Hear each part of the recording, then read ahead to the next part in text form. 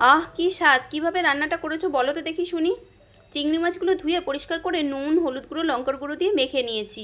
বাসমতি চাল ভালো করে ধুয়ে পরিষ্কার করে রেখেছি। কড়াইতে দিয়ে দিয়েছি সাদা তেল। তেল গরম হয়ে গেলে চিংড়ি মাছগুলোকে দিয়ে লাল করে ভেজে তুলে নিয়েছি। ওই তেলের মধ্যেই দিয়ে দিয়েছি পরিমাণ মতন কিছুটা ঘি। তারপর দিয়ে দিয়েছি তেজপাতা, গোটা গরম মশলা।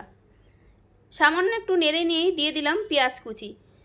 পেঁয়াজ নুন দিয়ে একটু ভেজে নিয়ে অল্প একটু জল দিলাম। তারপর দিয়ে দিলাম পরিমাণ মতন জিরে, লঙ্কা, ধনে গুঁড়ো, দিয়ে দিলাম আদা বাটা, রসুন বাটা, নুন। আবারও নেড়ে চেড়ে সব মিশিয়ে নিয়ে 2-3 মিনিট মতন ঢেকে রেখেছিলাম। ঢাকা খুলে দিয়ে দিলাম ফেটিয়ে রাখা টক দই। আবার একটু মিশিয়ে নিয়ে ধুয়ে রাখা বাসমতি চালগুলোকে দিয়ে সবের সাথে মশলার সাথে মিশিয়ে নিয়ে দিয়ে দিলাম যতটা চাল তার ঠিক ডাবল জল। আবারও নেড়ে নিয়ে ঢাকা দিয়ে কিছুক্ষণ রেখে দিলাম। এরপর ঢাকা খুলে দেখে নিলাম চাল সেদ্ধ হয়ে গেছে। দিয়ে দিলাম কয়েকটা কিশমিশ, ভেজে রাখা মাছগুলো আর গোটা কাঁচা লঙ্কা। আর দিয়ে দিলাম আবারও কিছুটা ঘি। মিশিয়ে নিলেই তৈরি হয়ে গেল দুর্দান্ত স্বাদের চিংড়ির পোলাও। তোমরাও বানিয়ে দেখতে পারো, তোমাদেরও কিন্তু খুব ভালো লাগবে।